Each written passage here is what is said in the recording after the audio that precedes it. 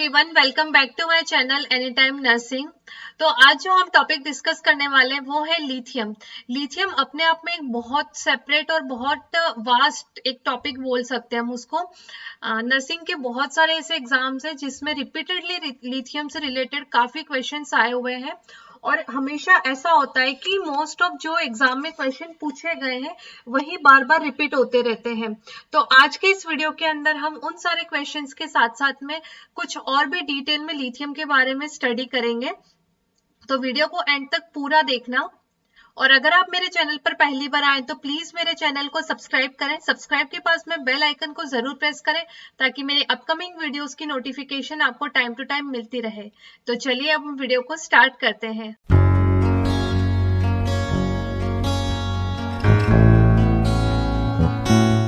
सबसे पहले हम यहाँ पर लिथियम से रिलेटेड कुछ फैक्ट्स देखेंगे।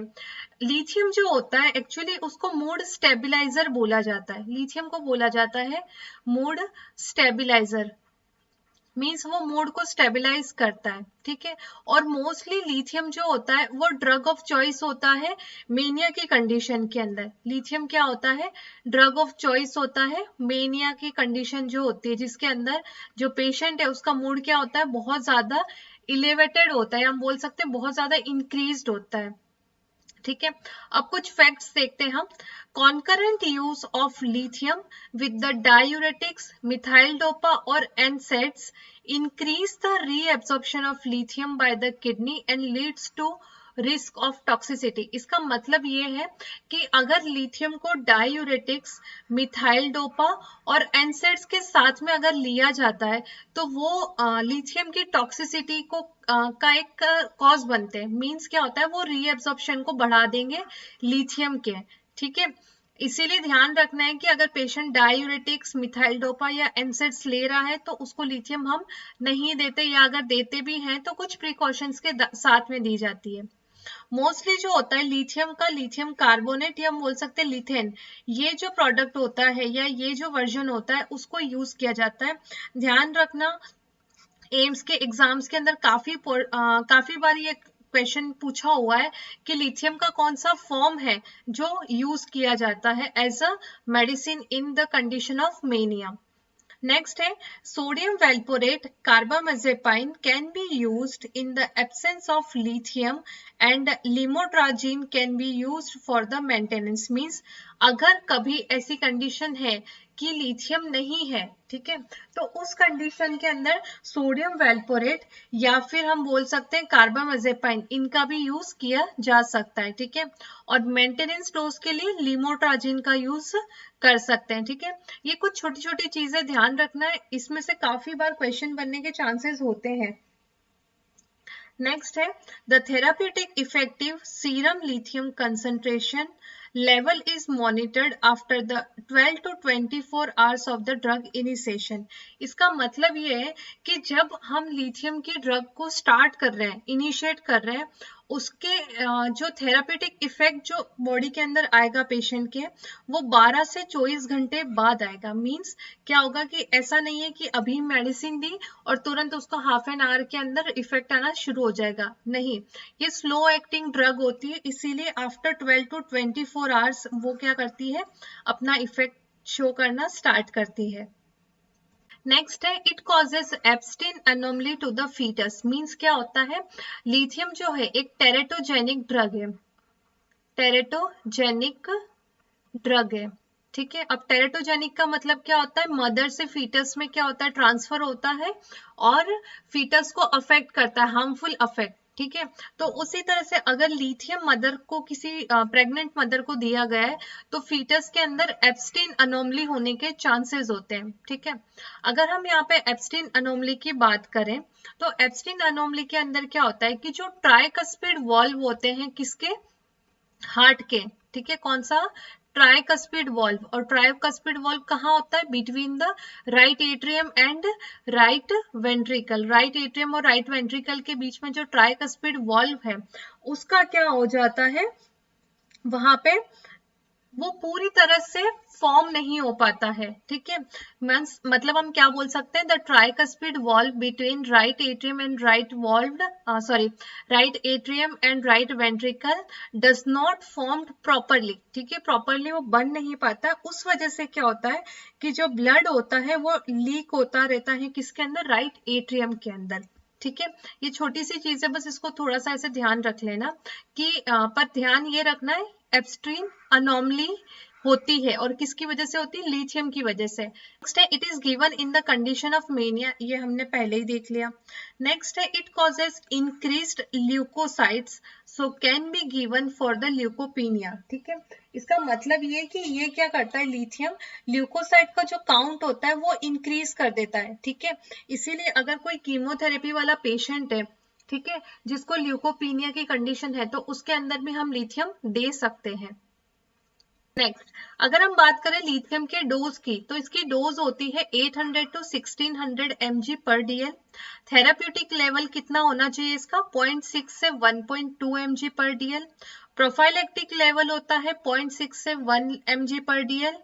और इसकी टॉक्सिसिटी कब अराइज होती है, मींस ब्लड के अंदर कितना लिथियम का लेवल होगा, तो वो क्या होगा, लिथियम टॉक्सिसिटी अगर level more than 1.5 to 2 milliequivalent है, तो वो क्या होगा, लिथियम की टॉक्सिसिटी को शो करेगा, ठीक है। ये जो पॉइंट्स दे रखे हैं ना, ये बहुत इंपॉर्टेंट है। जो एम्स के एग्जाम होते हैं उसके अंदर ये क्वेश्चन पूछा हुआ है। थेरेपेटिक लेवल का तो 2018 का जो दिल्ली एम्स का पेपर था उसके अंदर भी ये क्वेश्चन आया हुआ है थेरेपेटिक लेवल के बारे में, ठीक है, इसलिए ध्यान रखना है। नेक्स्ट है कुछ कॉमन साइड इफेक्ट, ठीक है। साइड इफेक्ट्स के अंदर क्या क्या होगा, एनोरेक्सिया, नोजिया, ट्रेमर्स, ठीक है। ट्रेमर्स जो होता है मोस्ट कॉमन सिम्टम होता है और ये भी एग्जाम के अंदर क्वेश्चन आया हुआ है, तो ध्यान रखना मोस्ट कॉमन साइड इफेक्ट जो होता है लिथियम का वो क्या होता है, ट्रेमर्स। नेक्स्ट इससे और क्या हो सकता है, polyuria, polydipsia, weight gain, abdominal bloating, metallic taste आ सकता है माउथ के अंदर, नेफ्रोटिक सिंड्रोम जो हमने देखा था कि आगे जाके क्या कर सकता है, रीनल टॉक्सिसिटी अगर वो रीअब्जॉर्प्शन को बढ़ा दे तो, हाइपोथायरॉयडिज्म हो सकता है, टी वेव इन्वर्जन होता है और मसल वीकनेस, ठीक है। टी वेव इन्वर्जन भी ध्यान रखना, ईसीजी चेंजेस के बारे में भी पूछ लेते हैं। नेक्स्ट हम देखते हैं कुछ कॉमन इंटरवेंशंस। इंटरवेंशंस का मतलब यहाँ पर ये है कि अगर किसी पेशेंट को लिथियम की थेरेपी चल रही है, ठीक है, वो लिथियम थेरेपी पे अगर वो है, तो क्या क्या नर्सिंग मैनेजमेंट हमें करना है, ठीक है। और एग्जाम में इंपॉर्टेंट यही चीज होती है, एग्जाम में क्वेश्चन नर्सिंग मैनेजमेंट से रिलेटेड ही आता है, ठीक है। तो कुछ 2-4 पॉइंट्स है उनको ध्यान रखना है। सबसे पहला क्या है कि जो भी लिथियम का पेशेंट होता है, सबसे फर्स्ट पॉइंट हमें क्या ध्यान रखना है कि उसको एडवाइस करा जाता है at least 6 to 8 glass of water, 6 to 8 glass of water, ठीक है, ऑफ वाटर। या फिर हम बोल सकते हैं एडिक्वेट वाटर उसको लेना है अपनी डाइट के अंदर, एडिक्वेट वाटर, ठीक है। और पानी के साथ साथ में उसको क्या लेना है, सॉल्ट भी लेना है, एडिक्वेट वाटर एंड सॉल्ट। और ये क्यों करना है, to prevent the lithium toxicity, ठीक है। क्यों करेगा ये, to prevent lithium toxicity, lithium की टॉक्सिसिटी को प्रिवेंट करने के लिए पेशेंट को एडवाइस करा जाता है कि उसको at least 6 to 8 glass of water and salt, adequate salt उसको अपनी डाइट के अंदर इंक्लूड करना है, ठीक है। सेकेंड चीज हमें इसमें जो पेशेंट को बतानी है या इंटरवेंशन है कि उसको एक्सेसिव जो भी कैफीन है, कैफीन किस किस के अंदर हो सकता है, टी, कॉफी, ठीक है, उसके बाद में कोला, मतलब कोल्ड ड्रिंक्स वगैरह जो है इनको क्या करना है, अवॉइड करना है। अब इनको क्यों अवॉइड करना है, टू प्रिवेंट डायूरेसिस, ठीक है, डायूरेसिस की कंडीशन को प्रिवेंट करने के लिए। क्यों, क्योंकि अगर डायूरेसिस पेशेंट को हो गया तो क्या होगा कि वाटर का लॉस हो जाएगा, ठीक है। तो लिथियम से तो ऑलरेडी वाटर का और सोडियम का लॉस होता ही है, ठीक है। सोडियम और वाटर का लॉस क्या होता है, लिथियम से होता ही है। और अगर डायूरेसिस हो गया तो पेशेंट को अंदर सीवियर हाइपोनेट्रीमिया की कंडीशन अराइज हो सकती है, ठीक है। कौन सी हो सकती है? हाइपोनेट्रेमिया की कंडीशन अराइज हो सकती है बिकॉज ऑफ द लिथियम। ठीक है, नेक्स्ट है इसका जो थेरेपेटिक रेस्पॉन्स आता है, मींस इसकी जो इफेक्टिविटी बोल सकते हैं या जिस थेरेपी के लिए हमने दिया है उसका जो रेस्पॉन्स है वो हम कब देख सकते हैं? 1 to 3 वीक्स के बाद में। ठीक है, ध्यान रखना कि after 1 to 3 weeks therapeutic response जो है उसको देखा जाएगा पेशेंट के अंदर। ठीक है, ऐसा नहीं है कि आज हमने मेडिसिन दी और कल हमें इफेक्ट दिखना चालू हो जाए या उसके सीरम के अंदर हम लेवल चेक करना लग जाए, ऐसा नहीं है। ठीक है, एक और चीज ये है कि मान लो अगर कोई पेशेंट है वो लिथियम जो ले रहा है उसने अपनी एक सिंगल डोज को मिस कर दिया, मान लो उसने आज की डोज को मिस कर दिया है। ठीक है, वो मॉर्निंग में 10 AM पे लेता है और उसने डोज को मिस कर दिया है, तो उसको नेक्स्ट डोज कब लेनी है? नेक्स्ट डोज जो होगा वो लेगा या तो 2 घंटे के अंदर उसको याद आ जाए तो। ठीक है, और अगर नहीं याद आता है तो फिर उस दिन की जो डोज है उसको स्किप कर देना है और नेक्स्ट डे से रेगुलर डोज को स्टार्ट करना है। ठीक है, ये बहुत इंपॉर्टेंट चीज है, ध्यान रखना इसको कि अगर यहाँ हम बोल सकते हैं टेक मिस डोज। ठीक है, अगर डोज मिस हो गई है तो कितने टाइम में? विद इन 2 आवर्स, या तो 2 घंटे में ले ले। ठीक है, मतलब जो उसका टाइम है उसके 2 घंटे के अंदर ले ले। अदरवाइज उसको क्या करना है? उस डोज को स्किप कर लेना है। स्किप करना मतलब कि छोड़ दो, फिर आज की डोज को ही छोड़ दो। ठीक है, और फिर नेक्स्ट डे से क्या करना है? रेगुलर अपनी मेडिसिन लेनी है।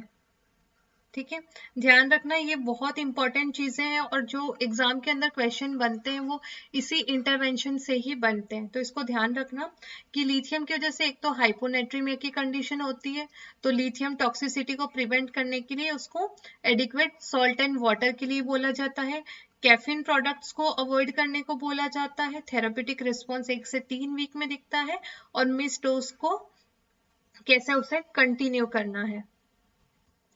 और बात करें हम कॉन्ट्राइंडिकेशंस की, कॉन्ट्राइंडिकेशंस की कैसे केस के अंदर लिथियम कॉन्ट्राइंडिकेटेड होता है या लिथियम हम नहीं देते हैं, तो 2 कंडीशन होती है। एक तो होता है रीनल इम्पेयरमेंट, अगर पेशेंट को किसी भी तरह की रीनल प्रॉब्लम है तो उस कंडीशन के अंदर हम पेशेंट को लिथियम नहीं प्रोवाइड करते हैं। और सेकेंड, अगर पेशेंट डाययूरेटिक थेरेपी पे है, अगर वो डाययूरेटिक्स ले रहा है तब भी हम पेशेंट को लिथियम नहीं प्रोवाइड करते हैं। ठीक है, तो ये 2 कॉमन कॉन्ट्राइंडिकेशन है, बस इसको ध्यान रखना है। अगर हम कुछ और जो नर्सिंग इंटरवेंशन है उसकी बात करें तो एक और थोड़ी सी छोटी सी चीज है वो हमें याद रखना है कि जब भी लिथियम थेरेपी को स्टार्ट करा जाता है किसी भी पेशेंट के अंदर तो कुछ माइल्ड साइड इफेक्ट्स उसके अराइज होते हैं, और वो साइड इफेक्ट्स कौन कौन से हो सकते हैं? जैसे कि ट्रिमर्स, नोजिया, वॉमिटिंग,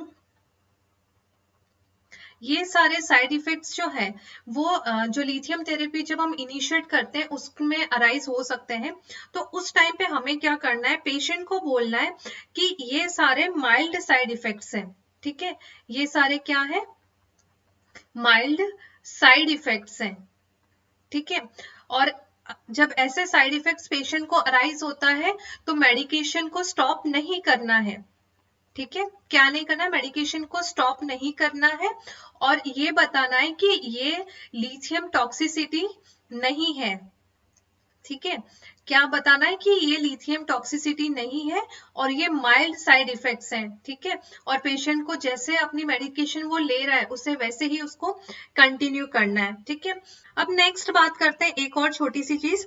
नेक्स्ट ये है कि कुछ सीरियस साइड इफेक्ट्स हो सकते हैं। ठीक है, जैसे कि उसके अंदर आता है सिडेशन, सिडेशन हो गया, या फिर मसल वीकनेस। ठीक है, सिडेशन, मसल वीकनेस, या हो सकता है वर्टाइगो। ये सारे जो होते हैं ये क्या होते हैं? सीरियस साइड इफेक्ट होते हैं। ठीक है, क्या होते हैं? सीरियस साइड इफेक्ट्स होते हैं। और उस टाइम पे क्या करना है कि पेशेंट को क्या करना है, अपनी जो मेडिकेशन है उसको क्या कर देना है, डिसकंटिन्यू कर देना है, उसको अपनी मेडिकेशन को रोक लेना है, ठीक है। मतलब हमें पेशेंट को बताना है कि अगर ये वाले साइड इफेक्ट्स होते हैं तो उसे क्या करना है, अपनी मेडिकेशन को रोक लेना है। क्यों? क्योंकि ये जो है वो लिथियम टॉक्सिसिटी का एक मेजर कॉज हो सकता है, ठीक है। नेक्स्ट हम देखेंगे कि अगर हमें सीरम लिथियम लेवल को असेस करना है, ठीक है, serum lithium level means patient के ब्लड के अंदर लिथियम के लेवल को असेस करना है, तो वो कब करेंगे, आफ्टर 12 to 24 आवर्स, ठीक है, after 12 to 24 hours of last dose, जो उसने लास्ट डोज ली है उसके 12 to 24 आवर्स बाद हम क्या करते हैं, पेशेंट का ब्लड सैंपल लेते हैं, ठीक है, और उसी टाइम पे हम क्या करेंगे, सीरम लिथियम लेवल को असेस करेंगे, ठीक है। नेक्स्ट हमें एक और चीज हमें पेशेंट को बताना है, उसे हमें रेगुलर फॉलो अप के लिए बताना है, और फॉलो अप उसको कितने टाइम के अंदर करना है, 6 मंथ के अंदर, ठीक है। फॉलो अप के लिए बोलना है एवरी 6 मंथ्स में, हर 6 महीने में पेशेंट को फॉलोअप के लिए बोलना है, और जब वो फॉलोअप के लिए आएगा तब उसे क्या बोलना है, सीरम लिथियम लेवल भी असेस करने को बोलना है, ठीक है। या तो उसको बोल दो कि भाई जब भी आप आओगे तो उस टाइम पे क्या करना है, अपना लिथियम लेवल असेस करके ब्लड टेस्ट करवा के और उसके बाद में ही आना है, ठीक है।